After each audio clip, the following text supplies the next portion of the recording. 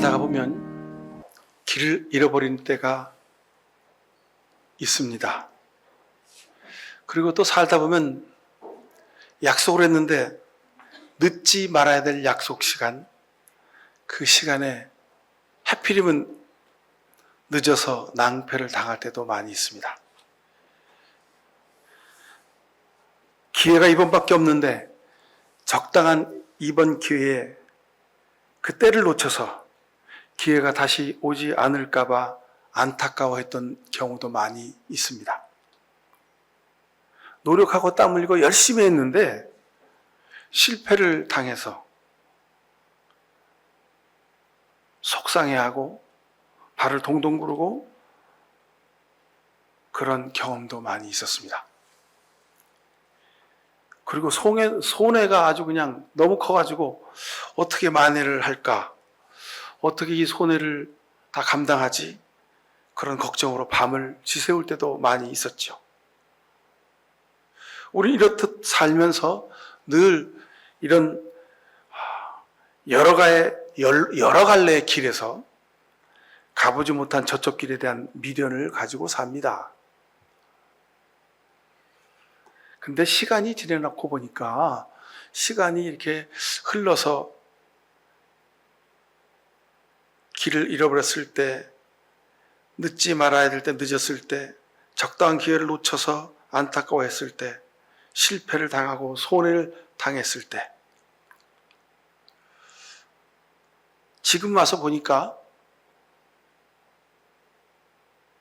그렇게 크게 아파하고 밤새웠어야 될 일이 아닌 것을 다시 한번 생각하게 됩니다. 오히려 그런 일들 때문에 더 소중한 것을 깨달았고 배웠고 찾을 수 있었던 그런 오늘 여러분들의 삶이 아닌 듯 싶습니다. 파울로 코엘료가 이런 얘기를 했습니다. 길을 잃는다는 것은 곧 새로운 길을 찾는 것이다. 맞습니다, 여러분.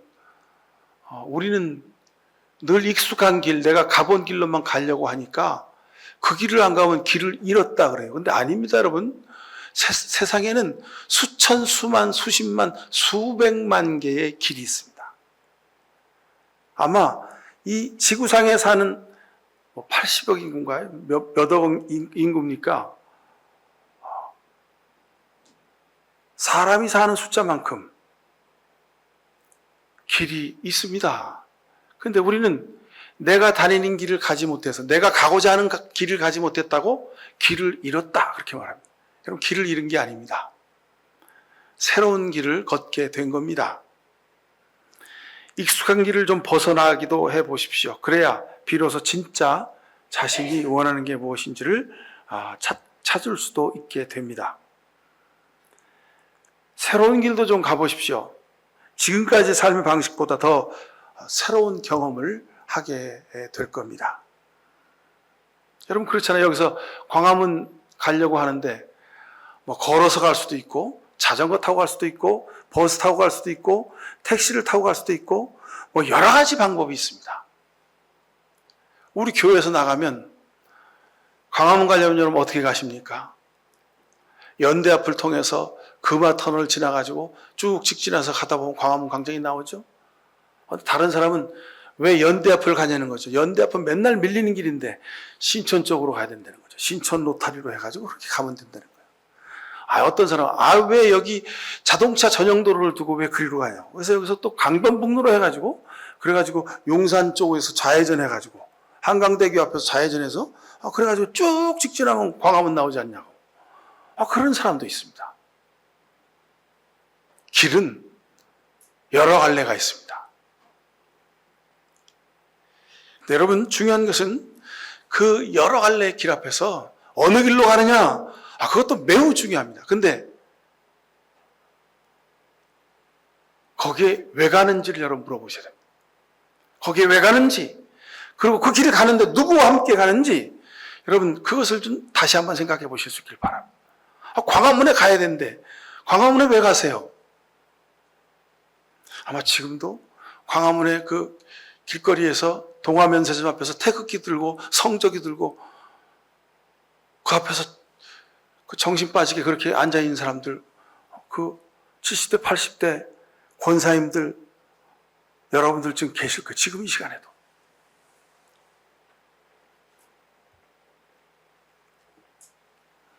어디로 가야 할지 모르겠다면 잠시 멈춰서 내가 거기를 왜 가는지, 어느 길로 지금 가고 있는지, 그리고 내가 지금 누구와 함께 가고 있는지, 여러분 그것을 한번 생각해 보셔야 합니다. 제 말이 아니라 여러분 소크라테스가 한 말입니다. 근데 그 말이 진리입니다, 여러분. 무조건 어디를 자꾸 가야 되는데, 무슨 일을 해야 되는데, 뭘 내가 이루어야 되는데. 근데 여러분 왜 그것을 해야 되는지, 무엇 때문에 그 일을 이루어야 되는지 여러분 한번 곰곰이 생각해 보시기 바랍니다. 바쁜 발걸음, 그 발걸음을 좀 멈추고 자신을 돌아보는 그런 기회를 가지십시오. 그 멈춤이 여러분 삶의 방향을 다시 보게 하고 새로운 길을 갈 수 있게 하고 또 나 혼자가 아니라 같이 갈 수 있도록 해주는 기회가 될 것입니다. 여러분은 그리스도인입니다. 그러기에 무슨 일을 하려고 할 때, 어떤 목적지를 향하여 갈 때, 여러분 그때 십자가 앞에서 자신을 돌아보고 기도하고 시작하십시오. 많은 사람들이 이걸 뒤바꿔서 생각합니다. 기도하지 않고 그냥 내가 가고 싶은데 먼저 가보는 거예요. 내가 가고 싶은 길로 그냥 들어서 버려요. 그 길이 막다른 길인지도 모르고. 여러분 서울에요, 차가 이렇게 들어가잖아요. 밤에 그 언덕으로 막 차가 들어가요. 근데 차가 들어가는데 거기까지 들어가서 차가 나올 수가 없더라고요. 서울에 그런 길이 많습니다, 여러분. 막다른 길이 얼마나 많은지 몰라요. 여러분 근데 서울의 골목길, 산동네 골목길만 막다른 길이 있습니까? 인생도 여러분 막다른 길이 많이 있습니다. 막다른 길인지 모르고 막 그냥 무조건 가는 거야. 막다른 길은요 다시 돌아 나와야 돼요. 근데 차를 가져왔는데 차를 돌릴 수가 없어요. 그러면 어떻게 해요? 고개를 돌려가지고 뒤를 쳐다보고 그 언덕배기 길을 500m, 1km를 그냥 뒤로 슬슬슬 기어 내려와야 됩니다.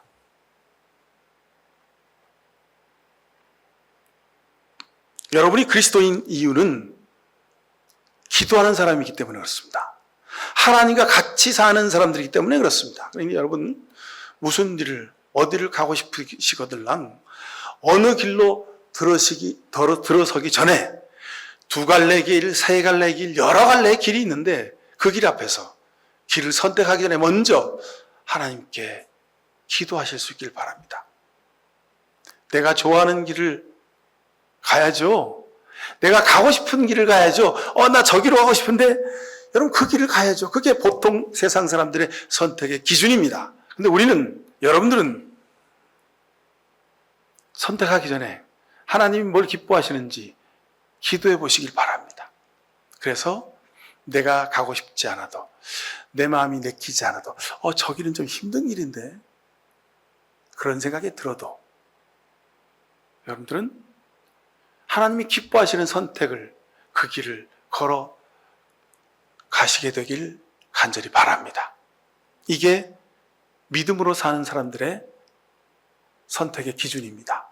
길을 가는 방법입니다.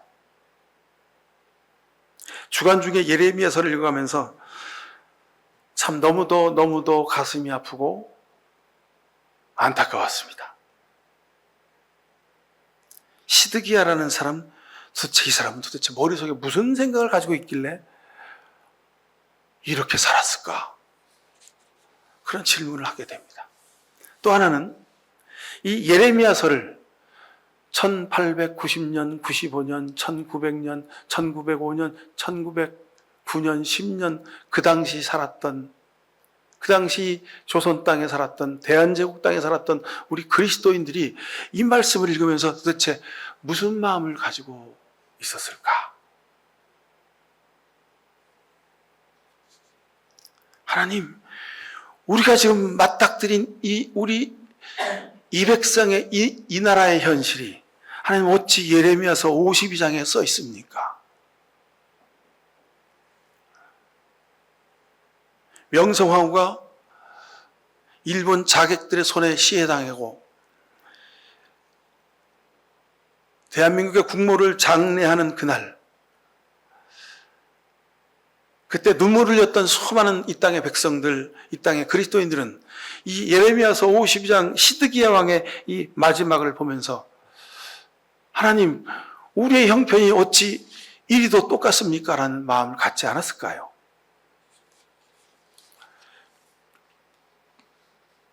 이 예레미야의 마음으로 우리가 오늘 2026년 이 시대를 살아야 한다고 저는 믿습니다. BC 586년 예루살렘이 함락되죠. 유다왕 누굽니까? 시드기야. 이 시드기야란 이름의 뜻은요, 아주 은혜로운 이름입니다. 믿음의 이름입니다. 근데 이 사람은 이름값도 못하고 산 사람입니다. 붙잡혔습니다. 어떻게 붙잡혔어요? 싸우다가 마지막까지 항전하다가 붙잡혔으면 좀 떳떳하잖아요. 그죠? 우리 왕이, 우리 민족의 지도자가 적들과 함께 싸우다가 장렬히 전사하셨습니다. 붙들러 가셨습니다. 그러면 자존심이라도 있잖아요. 자존심이라도 지킬 수가 있어요. 근데 어떻게 하다가요? 몰래 성문을 빠져나가서 도망가다가 잡혔어요. 그리고 자신이 눈앞에서 자기 아들들이 다 죽습니다. 다 처형당하고 그 처형당한 장면을 본 자신의 눈도 뽑혀서 그렇게 감옥에 갇혀 평생을 살다가 죽습니다. 예루살렘 함락, 유다 멸망, 시드기야 왕의 그 비참한 말로 왜 이런 일이 일어났을까? 오늘 52장에 나온 기록된 이 말씀을 읽으면서 이 안타까운 성경의 말씀의 그 구구절절 행간 속에서 우리는 우리 인간이 살아야 될 길을 발견하게 됩니다. 시드기야 왕이 살았던 길과 예레미야가 살았던 삶의 길입니다. 죽음의 길과 생명의 길입니다. 이것의 결말은 너무도 큰 차이를 우리에게 보여줍니다. 오늘 사는 여러분도 날마다 세상 살면서 여러분 이 큰 두 개의 길 앞에 서게 될 것입니다. 여러분 지금 어느 길 앞에 서 계십니까? 어느 길을 선택하며 가고 계십니까? 예레미야 선지자는 제사장 가문에서 태어났습니다. 요시야 왕 13년부터 예루살렘의 멸망 586년까지 약 40년을 사역을 합니다. 그 마지막 때에 시드기야 왕의 통치 기간이 있습니다. 근데 예레미야는 시드기야 왕이 통치한 그때를 보며 너무도 가슴 아파하고 속상했습니다. 유다의 멸망이 눈앞에 와 있는 상황을 보면서 힘없는 백성들이 당할 처참한 그 고생길을 보면서 그 아픔을 최소화시키기 위해서 눈물로 기도하고 노력합니다. 시드기야 왕을 포함한 모든 지도자들을 설득하려고 무진장의 애를 씁니다. 하지만 끝까지 예레미야의 예언을 듣기를 거부했고 그리고 그것을 저주했던 유다 왕 시드기야는 결국 비참한 최후를 맞이하게 됩니다. 오늘 읽은 본문 52장 11절에 시드기야의 두 눈을 빼고 놋사슬로 그를 결박해서 바벨론 왕이 그를 바벨론으로 끌고 가서 그가 죽는 날까지 옥에 가두었더라 그랬습니다. 유다는 바벨론 군대에 의해서 초토화되고 예레미야는 사랑하는 조국의 아픔을 부둥켜 안고 밤을 새워서 울고 또 울어야 했습니다. 예레미야서 20장 9절은 이렇게 기록합니다. 이제는 주님을 말하지 않겠다. 다시는 주님의 이름으로 외치지 않겠다 하고 결심해 보지만 그때마다 주님의 말씀이 나의 심장 속에서 불처럼 타올라 뼛속에까지 타들어가니 나는 견디다 못해 그만 항복하고 맙니다.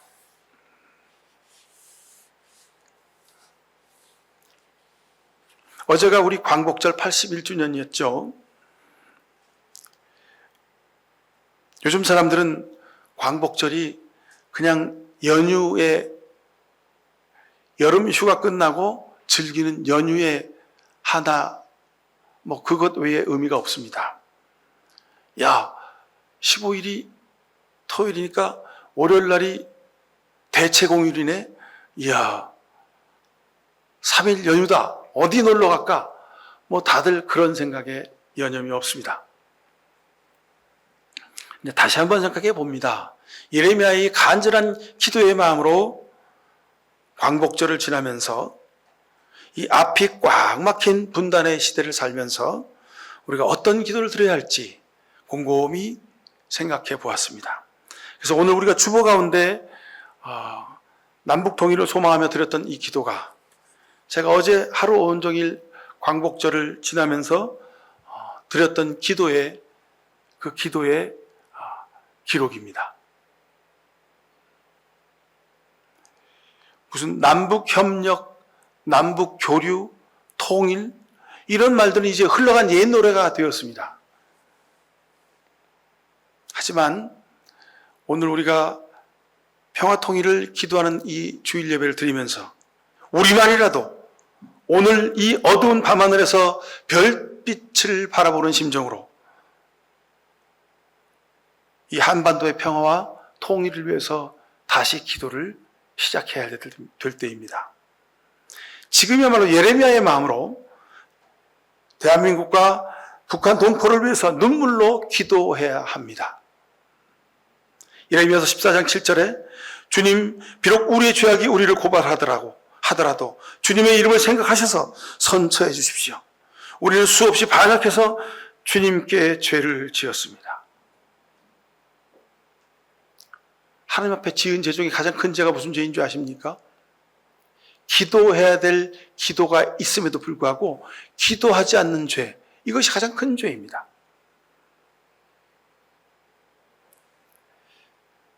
제가 말씀드렸잖아요. 대동강에 제네럴 셔먼호가 올라와서 한 새파랗게 젊은 청년 목사의 목과 대신해서 바꾼 대동강면에 떨어진 그 몇 권의 성경, 평양 사람들이 그 성경을 주셔서 저들이 예수 믿게 되었고 그리고 평양이 복음화되게 되었습니다. 근데 그 땅이 지금 어떻게 되었습니까? 하나님을 제대로 믿을 수 없는 어둠의 땅이 되어 있지 않습니까?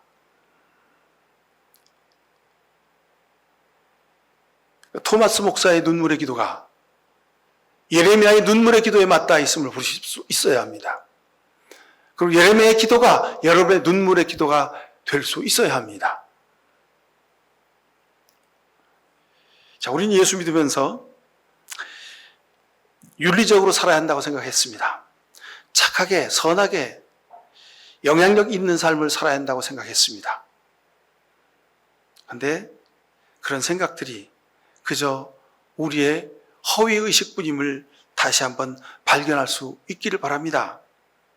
어설프게 윤리적인 척하고 적당히 착하게 살려고 했고 적당히 복음을 따라 살려고 노력했습니다. 근데 적당히 윤리적인 척, 적당히 착한 척은 할 수 있습니다. 근데 적당히 예수 믿는 것은 여러분 불가능합니다. 내 마음대로 살든지 하나님의 뜻대로 살든지 둘 중에 하나를 선택해야 합니다. 근데 예수 믿는 사람들 대부분이 자기 뜻대로 살면서 하나님 뜻대로 산다고 착각하며 살 때가 많이 있습니다. 그래서 교회 안에서 갈등이 더 많고 예수 믿는 사람들이 사회의 모든 사건과 사고가 일어나는 것을 보면 예수 믿는 사람들이 그 안에 다 중요한 역할을 하고 있는 것을 봅니다. 지난 2년 전에 12월 3일 날 계엄이 시작됐을 때도 그 모든 일의 사건의 과정에 있는 주역들이 전부 다 예수 믿는 사람들이었음을 우리가 압니다.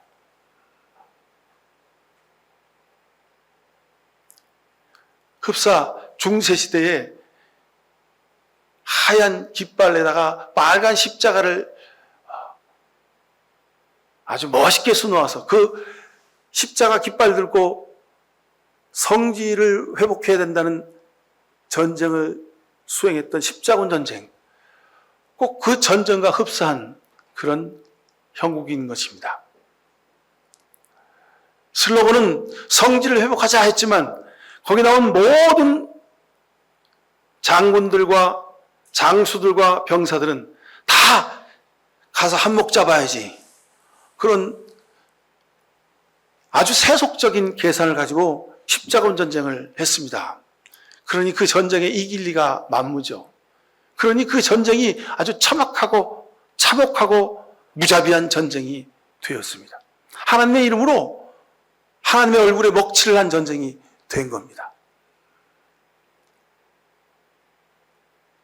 오늘 우리가 사는 이 시대도 마찬가지입니다. 복음이 넘쳐나고 교회가 고개만 돌리면 있습니다. 수많은 사람들이 믿음으로 산다고 말합니다. 그런데 정작 믿음으로 사는 사람들은 찾아보기가 힘든 시대가 되었습니다.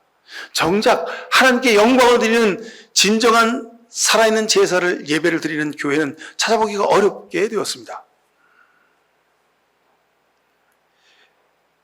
여러분, 우리는 그러죠. 속으로 적어도 내가 예수님을 십자가에 다시 못 박지는 않았지, 그렇게 말합니다. 근데 여러분, 적당히 믿음 생활을 하려고 하는 우리의 그 세속적인 태도, 이기적인 태도, 이게 예수님을 십자가에 못 박는 그 일이 된다는 것을 여러분 우리가 잊고 살았습니다. 왜냐하면 신앙생활의 판단 기준이 나한테 있으면 여러분 그것은 신앙이 아닙니다. 그것은 자기 철학에 불과합니다. 근데 놀랍게도 신앙생활을 하는 사람들 가운데에 자기 철학이 아주 투철한 사람들이 많이 있습니다.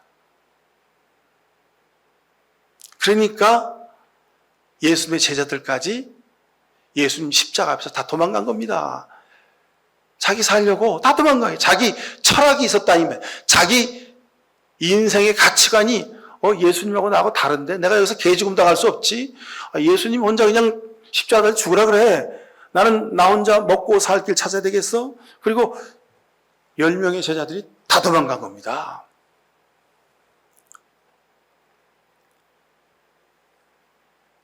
예레미야서를 읽으면서 여러분 우리 자신의 영혼을 다시 한번 돌아보십시다.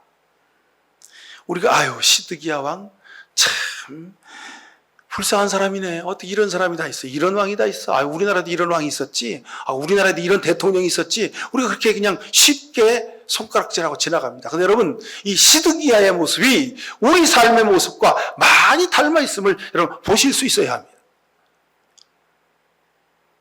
정신 못 차리고 사는 거예요.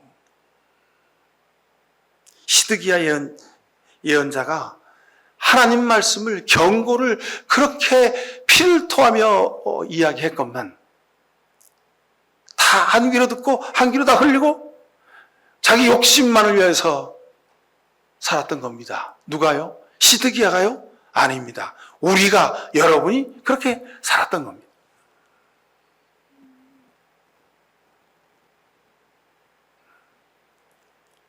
예레미야서 17장 14절에 주님 저를 고쳐주십시오. 그러면 제가 나을 것입니다. 저를 살려주십시오. 그러면 제가 살아날 것입니다. 주님은 제가 찬양할 분이십니다. 이 예레미야의 이 회개 기도가 시드기야의 기도가 되어야 했습니다. 예레미야의 회개 기도가 바로 여러분의 기도가 될 수 있기를 바랍니다. 주님 제 마음과 심장을 감찰하시니 주님의 손길만이 저를 고칠 수 있습니다. 병들어 지친 육신을 십자가 보혈로 깨끗이 씻어주시고 깨끗하게 고쳐주옵소서. 실망과 좌절과 주저앉아 있는, 헤매고 있는, 아파하는 내 영혼을 만져주시고 안아주옵소서. 사방이 막혀 있습니다. 갈 바를 알지 못합니다. 발걸음을 이끌어 주십시오. 타는 속 찢어진 마음, 모래가 가득한 입에 생수를 부어 주십시오. 주님만이 치유하실 수 있습니다. 주님만이 저의 위로이십니다. 주님만이 제 인생의 길이십니다. 주님이 새롭게 하십니다. 주님만이 나를 강하게 하십니다. 주님 저를 살려주십시오. 예레미야의 이 간절한 기도가 여러분의 기도가 될 수 있기를 간절히 축원합니다. 예레미야서 23장 36절에 부담이 되는 주님의 말씀이라는 표현을 너희가 다시 써서는 안 된다. 누구든지 그런 말을 쓰는 사람에게는 그 말이 그에게 정말 부담이 될 것이라고 하여라. 그렇게 말하는 것은 살아계신 하나님, 우리 하나님 만군의 주의 말씀을 왜곡하는 것이기 때문에 그렇다. 예레미야가 그럽니다. 백성들에게, 그리고 모든 지도자들에게, 시드기야 왕에게 제발 부담이 된다는, 하나님 말씀이 부담이 된다고 그렇게 말하지 말라는 겁니다.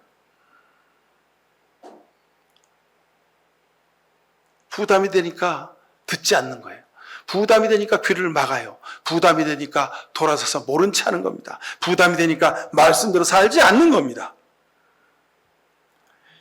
여러분, 신앙생활하면서 하나님 말씀이 부담이 될 때가 있지요. 왜 이런 말씀이 써있대? 이 말씀을 어떻게 지켜? 하나님, 살다 보면 현실적으로 성경 말씀대로만 어떻게 삽니까? 성경 말씀에 이런 경우는 없잖아요. 이때는 내 마음대로 살아도 되는 거죠. 하나님, 요번만은 좀 눈 감아 주세요. 여러분, 왜 우리가 세상 살면서 하나님 말씀이 부담이 될까요? 첫 번째로 자꾸 죄를 말하니까 그렇습니다.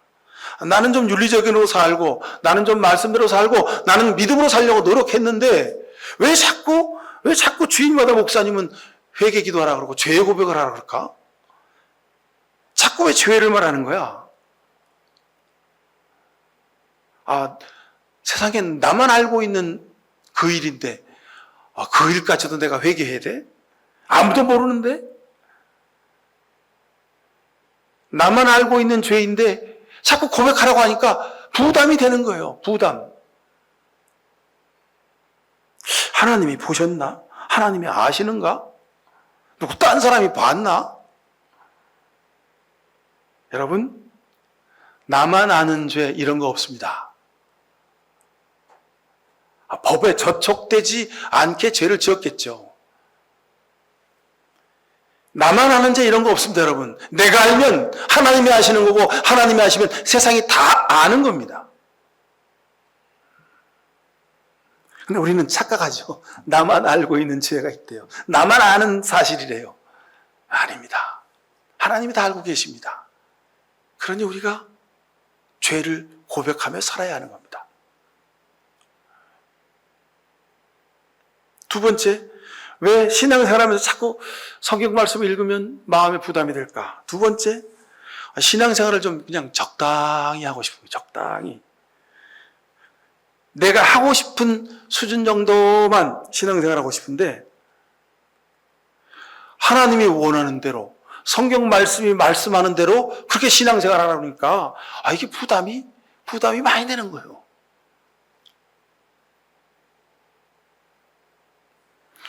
왜 교회에서 11조 하라 그러는데 왜 감사헌금 하라 그래? 무슨 생일 맞이했다고 생일 감사헌금도 하래?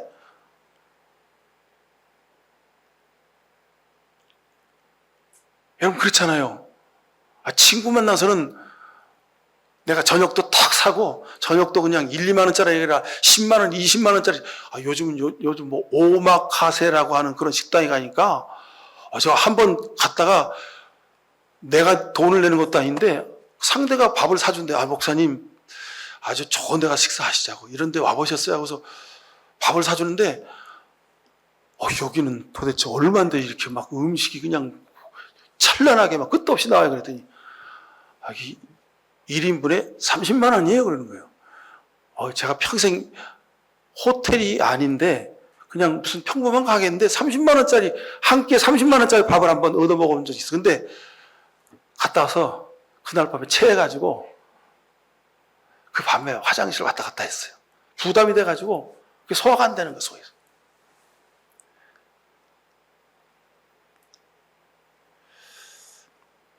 여러분, 신앙생활은 내가 원하는 대로 적당히 그렇게 하는 것이 아님을 반드시 기억하십시오. 세상 살 때는 내 이름 낸다고 아주 그냥 삐까번쩍하게 그냥 내 마음대로 내가 원하는 대로 다 쓰고 살지요. 근데 여러분, 왜 하나님 앞에 드릴 때는 거기다 조건을 붙여가지고 막 비판, 안 그래도 될 수 있는 상황을 막 논리적으로 막 증명을 하려고 그래요. 여러분, 드리지 마십시오. 아까움을 안 드리셔야 됩니다. 아까운 마음으로 드리시면 여러분 그건 손해입니다. 그거는 하나님도 안 받으시고 나도 아까운 마음으로 드렸으니 그건 어디 중간에 어디서 사라져 버리는 거예요. 그거 드리면 안 됩니다, 여러분. 1,000원짜리 한 장도 아까운 마음이 있으면 여러분 헌금하시면 그 헌금은 무의미한 것이 됩니다. 예수 믿고 사는 것 내 방식대로, 내 기준으로, 내 철학으로 적당히 하면서 그렇게 신앙생활하고 싶은데 자꾸 성경 말씀이 자꾸 부담을 주는 거예요. 이것도 해라. 이렇게 살아야 된다. 네 원하는 기쁨이 아니라 하나님의 기쁨을 따라 살거라.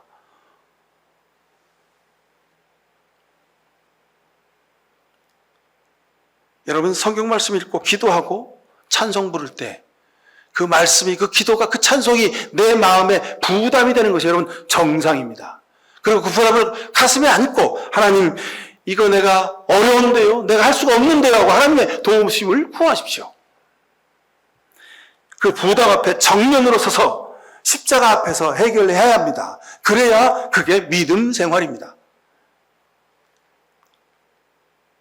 영적인 삶을 산다고, 믿음으로 산다고 하면서 늘 말은 그렇게 하는데 삶의 태도는 늘 자기의 이익만 구하고 살아요. 그래서 이 땅에 사는 많은 그리스도인들이 다 위선자들이에요. 이중인격자들이에요. 거짓말쟁이들이에요. 하나님 앞에서는 믿음으로 산대요. 내가 하나님의 영광을 위해 산대. 그런데 정말 여러분 우리가 하나님의 영광을 위하여 살아본 적이 있습니까? 365일 중에 단 하루만이라도 내가 하나님의 영광을 위해서 살아본 적이 있습니까, 여러분? 하나님 영광에 살지 않으면서, 십자가 지고 살지 않으면서 하나님 영광에 산다고, 십자가 지고 산다고 우린 늘 입에 거짓말을 달고 살아오지 않았습니까? 그 거짓말을 매일마다 반복해서 하니까 이제 그 거짓말이 부담이 되지도 않아. 양심의 화인을 맞았어요. 하나님 말씀과 내 욕심 사이에서 이중적인 삶을 살면서도 아무런 부담을 느끼지 않고 살아. 여러분 혼자 선택하고 결정하면 반드시 세상 길을 따라 갈 수밖에 없습니다.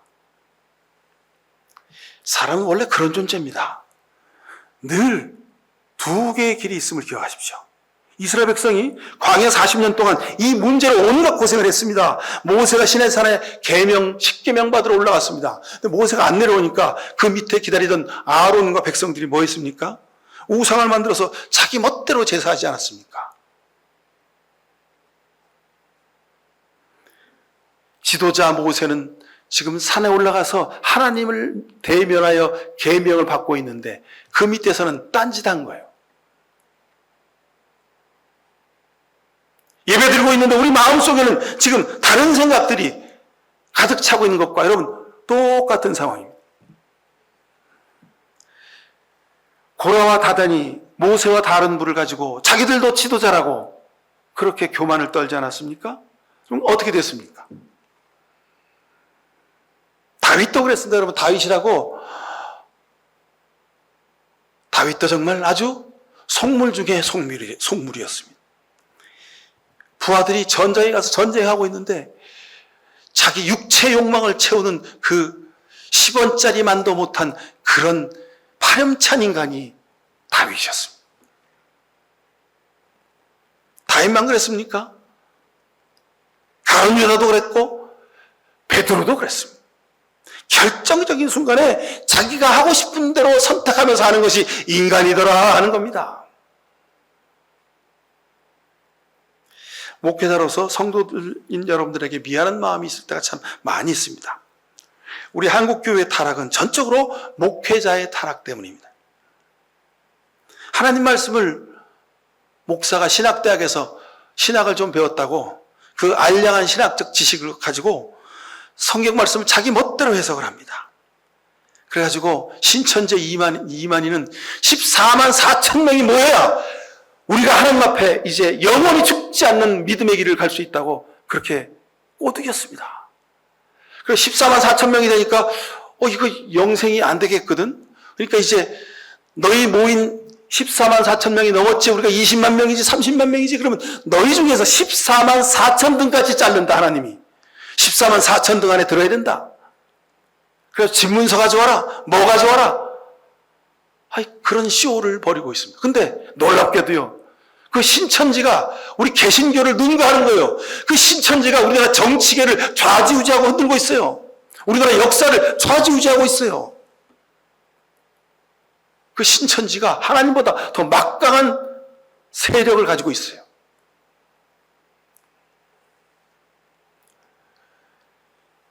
하나님 말씀을 자기 이익대로 해석하고 선포합니다. 더 쉽게 말하면 교인들 귀에 듣기 좋은 것만 골라서 설교합니다. 교인들이 좋아하는 일만 교회 안에서 하려고 합니다. 그래서 무슨 요람에서 무덤까지 교회가 다 해준대요.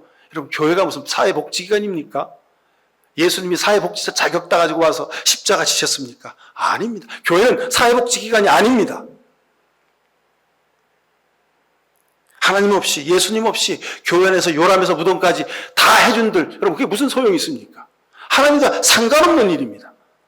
10만 명, 50만 명이 그 교회 안에 모인들, 하나님과 상관없는 집단인데 그게 무슨 의미가 있겠습니까? 설교자가 교인이, 아니, 설교자가, 목회자가 무슨 TV 연예 프로의 프로듀서가 됐어요. PD가 됐어요. 더 이상 하나님의 종이 아니라 세상 물질의 종이 되었어요.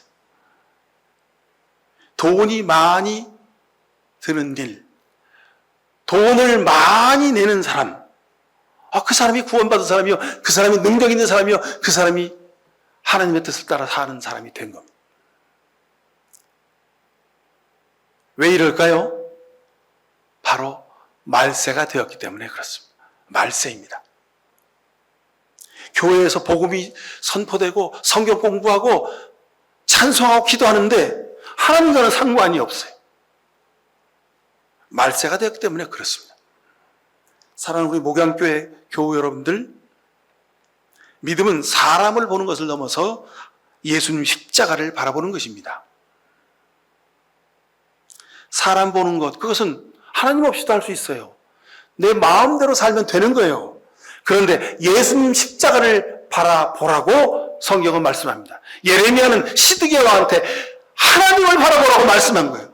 왕이여, 당신의 왕좌를 지키려고 당신의 욕심만 바라보지 말고 하나님 말씀을 바라보십시오. 근데 시드기야는 하나님 바라보지 않았어요. 자기 욕심만 챙겼어요. 자기 욕심만 바라보던 그 눈을 바벨론의 병사들이 그 눈을 뽑아버렸어요. 믿음으로 사는 것이 부담됩니까? 자신의 내면의 죄악을 회개하는 것이 부담됩니까? 하나님의 나라를 위해서 눈물로 기도하는 것이 여러분 어렵습니까? 여러분 부담되고 어려워야 합니다. 그러니 복음입니다. 부담되고 어려우실 때 여러분 돌아서지 마시고 이게 왜 부담이 될까? 이게 왜 어려울까? 하나님이 도와달라고 하나님의 도우심을 구하며 살아가실 수 있길 바랍니다. 이것이 신앙입니다. 내 즐거움을 넘어서 하나님이 기뻐하시는 일에 마음과 정성을 쓰십시오. 예레미야서 21장 8절에 나 주가 말한다. 내가 너희 앞에 생명의 길과 죽음의 길을 둔다고 말씀하시지 않았습니까? 여러분 생명의 길로 가시겠습니까? 죽음의 길로 가시겠습니까? 여러분 넉넉하게 산다고 큰소리 치고 사십니까? 아니면 늘 모자라다고 허덕이며 사십니까? 건강하다고 여러분 건강을 잘 하십니까? 아니면 건강하지 못해서 늘 질병 가운데 아프다고 하나님의 도움을 구하며 사십니까? 우리가 이런 수많은 현실의 일들을 맞닥뜨리며 살죠? 근데 여러분 이런 현실의 일들은 우리 삶의 본질이 아닙니다. 내가 어느 형편 가운데 있든지 내가 하나님이 기뻐하시는 것을 따라 살면 여러분 그것이 우리 삶의 본질인 것입니다.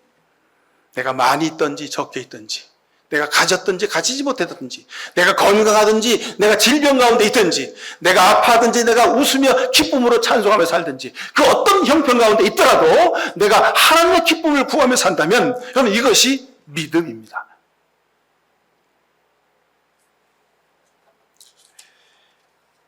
살면서 우리는 늘 두 개의 길 앞에 서 있습니다. 삶과 죽음까지도 마찬가지입니다. 오늘 여러분 이 하루가 영원한 나라를 바라보는 아름다운 거룩한 발걸음 되실 수 있기를 축원드립니다. 기도하십시다. 사랑의 하나님, 우리를 불쌍히 여겨 주시옵소서. 믿음으로 산다 하면서도 믿음보다 내 자신의 고집과 교만이 앞설 때가 너무도 많았습니다. 주님 회개합니다. 우리를 불쌍히 여겨 주시옵소서. 하나님의 이름을 부르는 그 입술로 내 욕심을 말하며 살았습니다. 주여 우리를 용서해 주옵소서. 이후로 이 세상 살 때에 단 하루를 살더라도 하나님 영광 위하여 살겠습니다. 하나님이 기뻐하시는 일을 위하여 살겠습니다. 믿음으로 사는 것이 힘들고 부담되더라도 십자가 앞에서 예수 그리스도의 도움을 구하며 살겠습니다. 이런 귀한 결단한 주의 백성들에게 주 성령이여 늘 지혜와 용기를 더하여 주옵소서. 예수 그리스도 이름으로 기도하옵나이다. 아멘. 단돈 1,000원을 헌금하더라도 기꺼운 마음으로 마음과 정성을 다 담아서 주님께 드리겠습니다. 단 1분을 기도하더라도 우리 마음을 토해내어서 진실하게 기도하겠습니다. 한 주간 7일 중에 주일 하루 단 1시간 와서 예배하더라도 이 예배 가운데 임재하시는 하나님을 만나는 예배를 드리겠습니다. 진실로 우리 마음속에 있는 모든 죄악을 내어놓는 회개 기도를 드리는 생명의 예배를 드리겠습니다. 이런 귀한 결단을 하고 세상으로 나아가는 이 시간 머리 숙인 모든 주의 백성들 머리 위에 하나님 아버지의 귀하신 사랑과 예수 그리스도의 십자가의 은혜와 성령의 복내심이 사랑하는 저들의 가정과 자녀와 땀 흘린 이 일터와 기업 위에 이 나라 민족의 역사 위에 지금부터 영원히 함께해 주시옵기만을 간절히 축원하옵나이다. 아멘.